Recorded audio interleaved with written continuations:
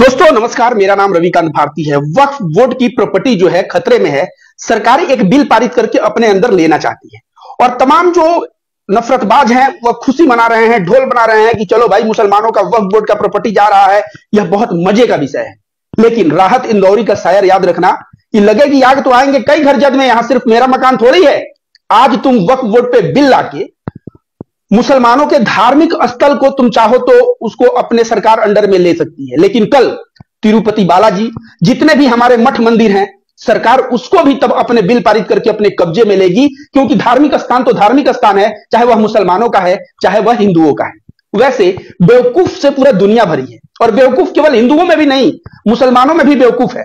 मैं बता दूं कि वक्फ बोर्ड का जो जमीन है भाई, अगर हिंदुस्तान में 80% लगभग मान लो कि हिंदू अगर है, 20% मुसलमान है, तो जमीन सबसे ज्यादा किसके पास है? सबसे ज्यादा जमीन हिंदू के पास है। 80% हिंदू जमीन का मालिक है, 20% मुसलमान जमीन का मालिक होगा, लगभग मैं आइडिया में बोल रहा हूं। तो जब 80% और 20% की बात है तो देख रहा हूं तमाम मुसलमान भी बोल रहे हैं, तमाम हिंदू भी बोल रहे हैं कि भाई मुसलमानों का वक्फ बोर्ड का जो प्रॉपर्टी है ना, यह तीसरा सबसे बड़ा प्रॉपर्टी है। सबसे ज्यादा सरकार के पास जमीन है, फिर रेल के पास जमीन है, फिर वक्फ बोर्ड के पास है। और फिर जो है हिंदू इस बात को कह रहे हैं कि मुसलमान बताओ एक मुट्ठी भर है हमारे देश में और संपत्ति वक्फ बोर्ड का तीसरे स्थान पे। एक ऐसे हो गया कि स्टेट के पास सबसे ज्यादा जमीन सरकार के पास है, उसके बाद जमीन रेलवे के पास है, फिर वक्फ बोर्ड के पास है। इस जमीन को बचाना है तो मुसलमानों के स्कॉलर भी वही मूर्खता कर रहे हैं जो हिंदुओं के जो हिंदू लोग जो आप जाहिल हिंदू लोग कर रहे हैं। अब आप बोलेंगे क्यों? तो मैं बता दूं दोस्तों, वक्फ बोर्ड की प्रॉपर्टी कहीं से कूद के नहीं आया है। यह मुसलमानों की संपत्ति है, निजी संपत्ति है, जिसे मुसलमानों ने दान में दिया है। और दान में जब मुसलमानों ने संपत्ति दिया है तो वह मान लो कि 80% जमीन हिंदुओं का, 20% जमीन मुसलमानों का। उस 20% जमीन में से मुसलमान जो है अपना निजी जमीन दान देता रहा। तो मान लो कि अगर उसमें से दान दिया तो वह जमीन जो है मुसलमानों का ही ना जमीन है, 20% जमीन का ही ना हिस्सा है, वह कोई अलग से थोड़ी टपक आया, तो वह मुसलमानों के हिस्से का जमीन है। तो यह बोलना चाहिए कि हिंदुओं का भी बहुत ज्यादा जमीन है। मुसलमानों का जनसंख्या के अनुसार अगर हिंदू 80% है तो उनका 80% जमीन है, मुसलमान 20% है, उनका लगभग 20% जमीन है। उसी में से बेचारे मुसलमान जो है वक्फ बोर्ड को दान दे के वक्फ बोर्ड को दान दिए हैं। और वह वक्फ बोर्ड को दान क्यों दिए हैं? इसलिए दिए हैं क्योंकि गरीब मुसलमान जिनका कोई सहारा नहीं, इस वक्फ बोर्ड की संपत्ति जो है उसके जो इनकम से गरीब मुसलमानों का, उनके बच्चों का, अनाथ बच्चों का इस तरह से जो है पढ़ाई लिखाई हो, इसके वजह से मुसलमान दान दिया। अब सोचो क्या हिंदू दान नहीं दिया है? हिंदू भी बहुत ज्यादा दान दिया। आपको बता दे दोस्तों, ध्यान रखिएगा, मंदिर पे आप देखेंगे मेरे परदादा लिख दिए तो मेरे दादा लिख दिए, लोग ऐसे कहते हैं। तमाम आश्रम है जिनके कई कई बीघा जमीन है। अब चूंकि हिंदू का जो धार्मिक स्थल है वह धार्मिक स्थान अलग अलग ट्रस्टों में बटा हुआ है। जैसे तिरुपति बालाजी का अलग ट्रस्ट है, रामेश्वरम का अलग ट्रस्ट है, उज्जैन का अलग ट्रस्ट है, काशी विश्वनाथ का अलग ट्रस्ट है, वैष्णो देवी और तमाम अलग अलग छोटे छोटे जो साधुओं के आश्रम होते हैं वो भी अलग अलग ट्रस्ट के नाम पे है। अगर इस सभी को संयुक्त करके कोई वक्फ बोर्ड की तरह हिंदू बोर्ड नाम दे दिया जाए और यह सारा संपत्ति जो है एक जगह दिखने लगे ना, तो वक्फ बोर्ड से 4 गुना क्या कई गुना ज्यादा संपत्ति जो है यह मठ, मंदिर और यह सब संपत्ति निकलेगी। लेकिन हिंदू धर्म में जो है प्रत्येक साधु अपना ट्रस्ट बना के उस जमीन का जो है उस आश्रम में कोई हेड है वह मालिक है, कोई जो है मान लीजिए तिरुपति बालाजी का अध्यक्ष है वहां का हेड है। तो इस तरह वक्फ बोर्ड का कॉन्सेप्ट है। अब अगर कोई कहे कि ना भाई वक्फ बोर्ड जो है जा रहा है, बहुत खुशी की बात है, आज ताली बजाओगे ना, कल आंसू बहाओगे, क्योंकि कल जो है तिरुपति बालाजी, तो पुरी का मंदिर, जगन्नाथ मंदिर और ऐसे तमाम मंदिर, तमाम साधुओं के आश्रम, तमाम तुम्हारे दादा परदादा जो दिए थे, वह सारा जो जमीन है ना वह दिए धर्म के नाम पे। लेकिन सरकार उस पर कब्जा करेगी बिल बना के, और कब्जा करके उसके बाद तुम बोलोगे कि ऐसा गलत है।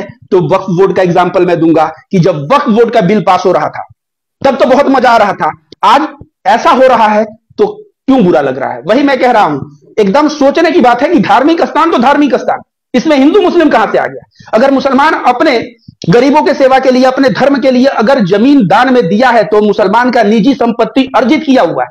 अब मैं फिर से बोल दूं, 80% हिंदू हैं, सभी हिंदू के कहीं ना कहीं खेत हैं, मुसलमान के भी कहीं खेत है। बहुत सारे हिंदू मान लीजिए कि उनका खेत बढ़ते बढ़ते समाप्त हो गया है, तो बहुत सारे गरीब मुसलमान भी ऐसे हैं जिनके पास खेत नहीं। अब 80% मान लीजिए हिंदू जमीन के मालिक हैं और 20% मुसलमान अपने जमीन के मालिक हैं। तो 20% में से अगर मुसलमान एक मदरसा खोलने के लिए वक्फ बोर्ड को जमीन दान दे दिया तो वह 20% में ही है। वो दान दिया तो वो 20% से बढ़ नहीं गया।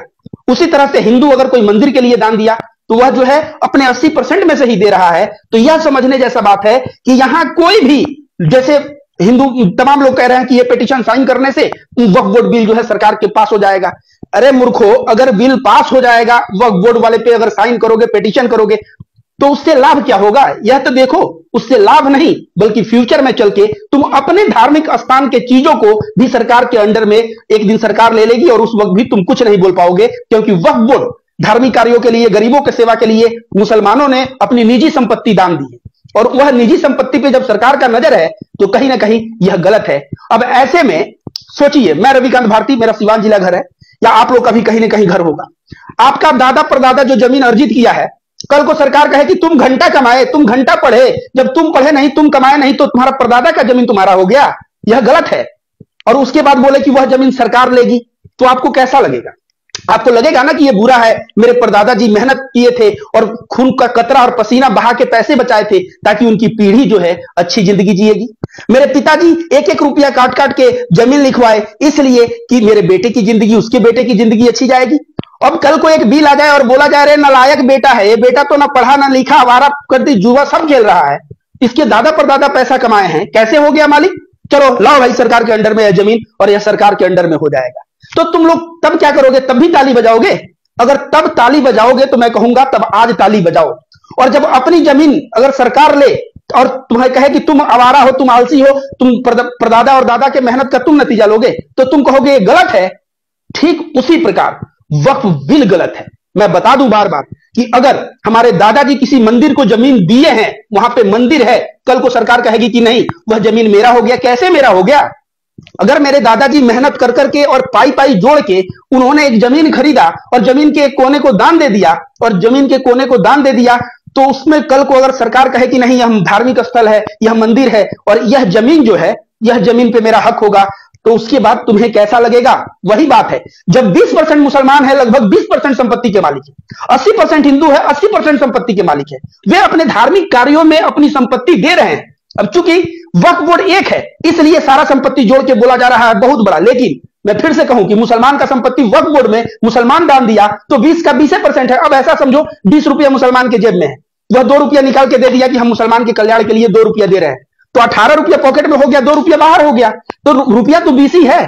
तो अगर 20% जमीन मुसलमानों का था और उसमें से मुसलमान निकाल के मान लो कि कुछ परसेंट दे दिया कि भाई ये समाज कल्याण के काम से, मस्जिद के काम से, मदरसे के काम से, गरीब और यतीमों का जो स्कूल चलता है उसके काम से यह जमीन का इनकम जाएगा। अब वह जमीन का इनकम अगर 20% में से दिया गया है तो 20 रुपये में से 2 रुपया दे दिया गया, तो समझ लो कि 18 ही न बचा।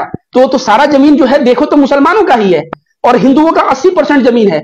अब जो लोग कह रहे हैं, चाहे मैं बता दूं, चाहे वो जाकिर नायक हो और चाहे जो है मुसलमानों के तमाम कई लोग कह रहे हैं कि वक्फ जो है तीसरा नंबर बड़ा प्रॉपर्टी है। अरे यार, हिंदू भी तो वही कह रहे हैं, ये बजरंग दल वाले भी तो घूम के वही समझा रहे हैं कि मुसलमान मुट्ठी भर है और तीसरा बड़ा संपत्ति के मालिक कैसे हो गए। उनको मैं समझाता हूं, मैं कहता हूं कि भाई ऐसा नहीं है। 20% मुसलमान जो है, जो लैंड है उसके पास उसी में से दान दिया है और हिंदू 80% में से दान दिया है। अगर हिंदुओं की सारी दान की हुई संपत्ति को जोड़ दिया जाए तो वक्फ से 4 गुना ज्यादा संपत्ति कम से कम निकलेगा। लेकिन मैं बार बार कहता हूं, हिंदू धर्म में कोई साधु 2 बीघा लिया है तो कोई साधु 10 एकड़ लिया है, कोई साधु 4 एकड़ लिए हैं।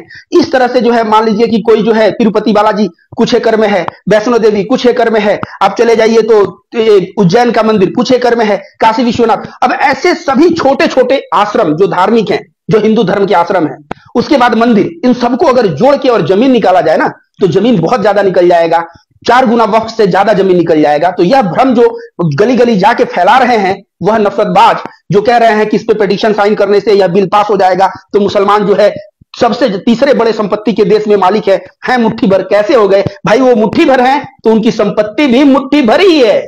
और हिंदू अगर 80% है तो उसकी भी संपत्ति 80% है। अगर धार्मिक संपत्ति की बात की जाए तो यहां पे समझने जैसा बात है। अगर नहीं समझोगे, अगर गोबर दिमाग में भर गया है केवल मुसलमानों का विरोध करना है इसलिए वक्फ बोर्ड का मैं विरोध करूंगा, यह तुम ठान लिए हो, तब तो भाई तुम्हारा रास्ता अलग है और मेरा रास्ता अलग है। मैं उन हिंदू भाइयों को समझाना चाहता हूं, उन हिंदू भाइयों को, गाय के नाम पे जब मुसलमानों की लिंचिंग हो रही थी तो मजा आ रहा था, लेकिन आर्यन मिश्रा की लिंचिंग हो गई गाय के नाम पे तो बुरा लगा। मैं उन हिंदू भाइयों को समझाना चाहता हूं जो नॉर्मल में तो ताली बजाते हैं, लेकिन यादव जी का जो एक अभी इनकाउंटर हो गया तो बहुत बुरा लग गया।